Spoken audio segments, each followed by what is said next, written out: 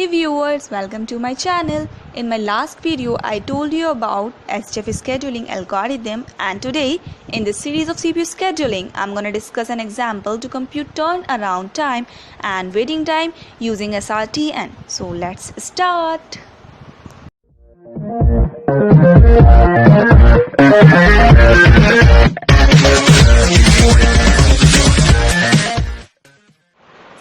आज हम ये क्वेश्चन सॉल्व करेंगे। इसमें हमें क्या करना है, average waiting time and turn around time calculate करना है यूजिंग SRTN। मैंने आपको पहले ही बता दी, नहीं करने जा रहे हैं। तो SRTN क्या होता है? SRTN means shortest remaining time next. इसकी फुल फॉर्म है शॉर्टेस्ट रिमेनिंग टाइम नेक्स्ट, ठीक है। और ये होता क्या है? प्री एम्पटिव मेथड होता है CPU स्केड्यूलिंग का, जो क्या कंसिडर करता है? Remaining execution time of process. जैसे हमने SGF पढ़ा था, SGF क्या होता है? SGF is non preemptive, shortest job first, वो नॉन प्री एम्पटिव है। आप SRTN को ऐसे भी समझ सकते हैं कि ये SGF का एक प्री एम्पटिव वर्जन है, राइट। तो SRTN क्या है? ये प्री एम्पटिव है, ठीक है। और इसमें हम क्या कंसिडर करते हैं? रिमेनिंग एग्जीक्यूशन टाइम हम इसमें देख कर चलते हैं, ठीक है। तो सबसे पहले हम क्या करेंगे? सबसे पहले हम गैंट चार्ट ड्रॉ करेंगे और मैं आपको इसमें कुछ ऐसे पॉइंट्स बताऊंगी इंपॉर्टेंट, क्योंकि थोड़ा सा कॉम्प्लिकेटेड हो सकता है, क्योंकि हम पहली बार प्री एम्पटिव पढ़ रहे हैं, तो हो सकता है कि शायद समझ ना आ पाए। तो इसके लिए मतलब बहुत ध्यान से सुनिएगा, पूरी वीडियो को ध्यान से देखिएगा और एंड तक देखिएगा, ओके। तो इसे स्टार्ट करते पहले गैंट चार्ट बना लेते हैं। तो मैंने यहाँ गैंट चार्ट के लिए बॉक्स बना लिया और यहाँ पर इसकी ये पॉइंट्स भी ली गई। प्री एम्पटिव होता है और रिमेनिंग एग्जीक्यूशन टाइम इसमें देखा जाता है, राइट। यहाँ पर मैंने इसे खोलकर इसलिए बनाया क्योंकि अभी तक हम जब नॉन प्री एम्पटिव पढ़ रहे थे हमें पता होता था कि कितने प्रोसेसेस हैं, वो तो इसमें ही पता है, लेकिन उसमें ये पता होता था हमें कितने ब्लॉक्स बनने वाले हैं। जितने प्रोसेस उतने ही ब्लॉक्स बन जाया करते थे। लेकिन ये प्री एम्पटिव है तो उसमें हम फिक्स नहीं कह सकते कि कितने ब्लॉक्स यहाँ पर बनने वाले हैं, ठीक है। तो इसलिए मैंने इसे ओपन रखा है, क्या पता हमें आगे बढ़ाना पड़ जाए इसे, ठीक है। तो हम इसे स्टार्ट करने से पहले मैं आपको एक बात बता देती हूँ। आप इसमें क्या करेंगे? सबसे पहले एक अलग से यहाँ पर अराइवल टाइम और CPU बर्स्ट के लिए एक अलग से टेबल बना लीजिएगा सभी प्रोसेस के लिए, ठीक है। हम इसमें गड़बड़ नहीं करेंगे ना इसमें यहाँ पर, तो यहाँ इसे अलग से टेबल बना लेते हैं P4 एंड P5 तक। और इस सबका अराइवल टाइम लिख देते हैं, कितना है? 0, 1, 4, 4 एंड 5। एंड सबका बर्स्ट टाइम है 10, 6, 4, 2 एंड 5, राइट। तो यहाँ मैंने इसकी फिर से एक टेबल बना ली, कुछ नहीं किया है। जो टेबल यहाँ बनी हुई है उसी को यहाँ पर इस तरह से कॉलम वाइज ड्रॉ कर लिया। तो पहले इंपॉर्टेंट चीज़ तो होगी कि हमें टेबल बनानी। दूसरी जो बहुत इंपॉर्टेंट बात है वो ये है कि जब हम यहाँ पर टाइम्स चलाएंगे, यहाँ पर हम जब 0 लिखेंगे तो हम हर एक सेकंड पर चेक करेंगे कि क्या कोई प्रोसेस आया तो नहीं। मतलब हमने 0 से पहले स्टार्ट कर दिया, ठीक है। तो इसे मैं स्टार्ट कर देती हूँ। हमने 0 से स्टार्ट किया, 0 पे कौन प्रोसेस आया? P1 प्रोसेस 0 पर आ चुका, ठीक है। अब ये 1 मिली सेकेंड तक तो चलेगा ही चलेगा, तो यहाँ पर कितना हो जाएगा? 1। अभी मैं लिख नहीं रही हूँ।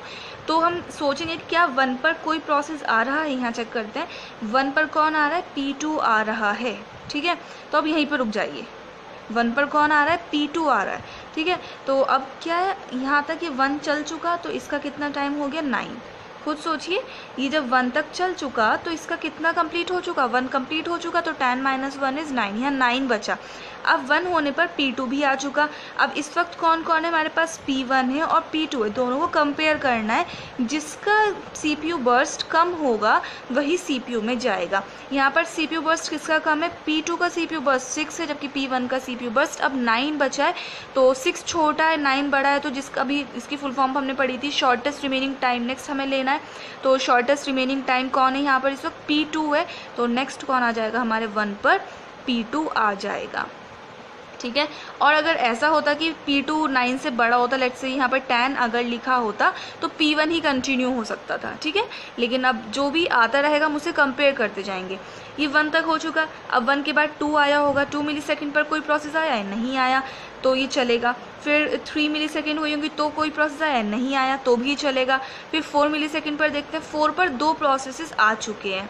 4 पर P3 एंड P4 आ चुके हैं, यहाँ तक अभी सब आ चुके हैं, ठीक है। अभी इस वक्त सब लग चुके हैं लाइन में और हमें इन सब में से किसी को क्या देना है? CPU दिलवाना है, ठीक है। अब P2 4 तक चल चुका, P2 4 तक चल चुका है, इसका मतलब 1 से स्टार्ट किया था P2 ने और 4 तक चल चुका है, इसका मतलब 3 इसके कंप्लीट हो चुके हैं, ठीक है। 3 कंप्लीट हो चुके हैं।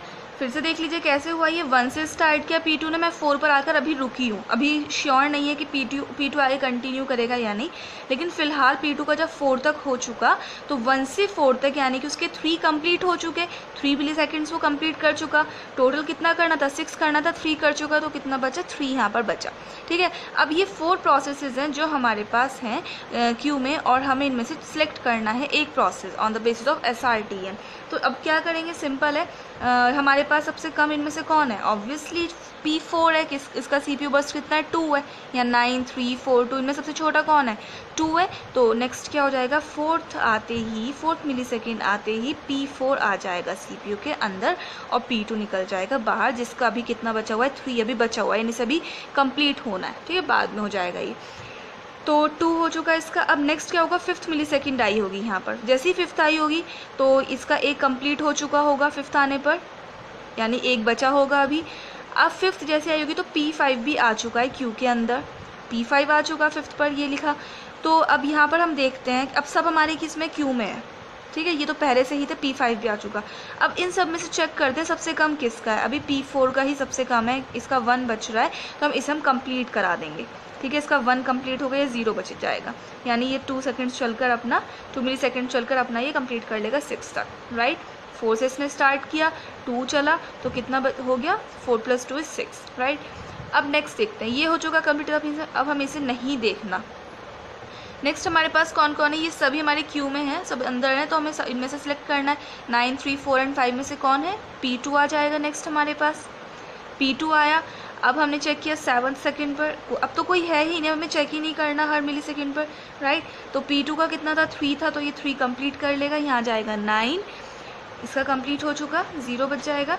इसके बाद कौन कौन है, 9, 4 और 5, तो कम कौन इनमें से, P3। नेक्स्ट आ जाएगा P3, कि P3 को कितनी देर के लिए चाहिए, 4 मिली सेकेंड्स के लिए, इसको हो जाएगा 13, 9 + 4 = 13, 13 तक ये चला, इसका 0, इसका कंप्लीट हो चुका। नेक्स्ट हमारे पास कौन बचा है, 9 वाला बचा है, P5 यानी 5th वाला P5 बचा है। ठीक है, इसका 5 है, तो नेक्स्ट हमारे पास आ जाएगा P5। तो 13 से स्टार्ट किया, 5 से कंप्लीट करने, 5 मिली सेकेंड तक चलना है, तो ये कंप्लीट करेगा 18 तक, राइट। एंड हमारे पास लास्ट कौन बचा है, हमारे पास लास्ट P1 बचा है, जिसका 9 है, सिर्फ यही बचा हुआ है, तो P1 यहाँ पर आएगा और ये क्या करेगा, 9 तक अपना चलेगा और 27 पर ये कंप्लीट हो जाएगा। तो इस तरह से हमारा इसका गैंट चार्ट बन जाएगा। आई होप कि आपको ये समझ आया होगा कि गैंट चार्ट कैसे बनाते हैं। आपको फिर से इसका एक बार बता रही हूँ।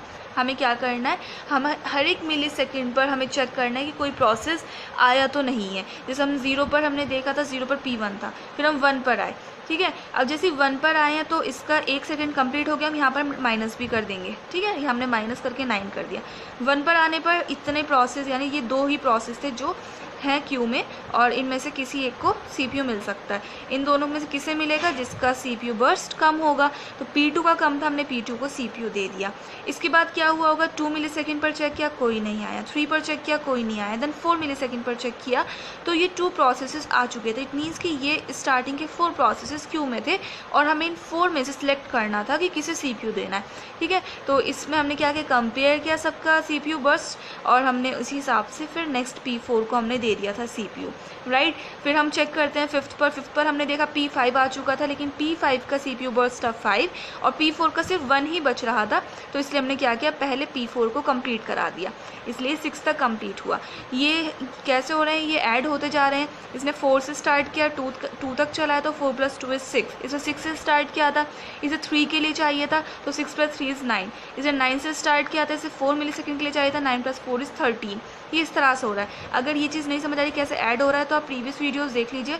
FCFS पहले देखेंगे, उसके बाद SGF देखेंगे, तो ये तो समझ आ जाएगा आराम से कि किस तरह से टाइम ऐड हो रहा है, राइट। तो पहले वो देख लीजिएगा, क्योंकि इस वीडियो में सिर्फ हमें फोकस करना है कि हम किस तरह से CPU एलोकेट करा रहे हैं, राइट। तो यहाँ हमने क्या करा है, कुछ नहीं किया, हर एक सेकंड पर चेक किया, हर एक मिली सेकंड पर चेक किया, और यहाँ हमने टेबल बना ली थी, इसके अकॉर्डिंग हमने एलोकेट कराते गए, और ये हो चुका। अब हमें क्या करना है, अब तो कुछ नहीं बचा, हमें एवरेज वेटिंग टाइम फॉर्मूला से कैलकुलेट करना है, टर्न अराउंड। तो मैंने यहाँ टर्न अराउंड टाइम के लिए फॉर्मूला लिख लिया है, एग्जिट टाइम माइनस एंट्री, मतलब एग्जिट मतलब वो किस टाइम एग्जिट हुआ निकला, और एंट्री का मतलब हो गया अराइवल टाइम। अराइवल टाइम हम यहाँ से चेक करेंगे और एग्जिट हम यहाँ से चेक करेंगे।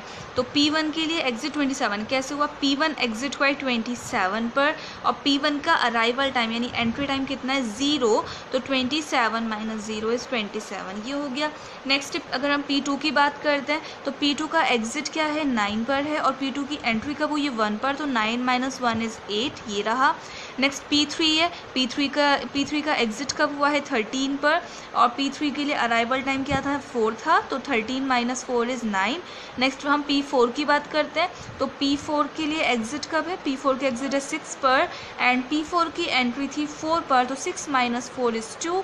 एंड लास्ट हमारे पास है P5 का एग्जिट कब है 18 एंड P5 की एंट्री हुई थी 5 पर, सो 18 minus 5 is 13, right. So this is turn around time of all the 5 processes. Next हम इनके लिए कैलकुलेट करेंगे वेटिंग टाइम। तो बर्स्ट टाइम कैलकुलेट करने के लिए फॉर्मूला होता है turn around time minus waiting time calculate करने के लिए फॉर्मूला होता है turn around time minus CPU burst, right. तो हम कैसे करेंगे, टर्न अराउंड टाइम हमारे पास ये सब आ चुके थे और बर्स्ट टाइम यानी कि CPU बर्स्ट, ये बर्स्ट टाइम है, राइट। तो हम इसमें से इसे माइनस टर्न अराउंड टाइम में से बर्स्ट टाइम माइनस करते जाएंगे, हमें आंसर मिल जाएगा। तो P1 के लिए टर्न अराउंड टाइम 27 है और बर्स्ट कितना है 10, तो 27 में हम 10 सब्ट्रैक्ट कर लेंगे, यहाँ जाएगा हमारे पास 17। नेक्स्ट हम P2 की बात करते हैं तो P2 है हमारे पास टर्न अराउंड टाइम 8 है और P2 का बर्स्ट टाइम कितना है 6 है, तो 8 माइनस 6 कर देंगे, यहाँ पर हमारे पास वेटिंग टाइम आ चुका है P2 का। नेक्स्ट हम P3 की बात करते हैं तो P3 के पास यहाँ पर टर्न अराउंड टाइम है 9 एंड P3 का जो बर्स्ट टाइम है दिस इज़ 4, तो 9 माइनस 4 कर देंगे, तो ये आ जाएगा हमारे पास P3 का वेटिंग टाइम।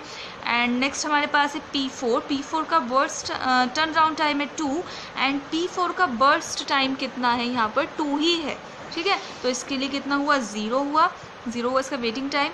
नेक्स्ट हम बात करते हैं P5 की, तो P5 का यहाँ पर है 30 turn around time and P5 का जो बर्स्ट टाइम है वो है 5, तो 13 माइनस 5 यानी 8 यहाँ पर आ गया।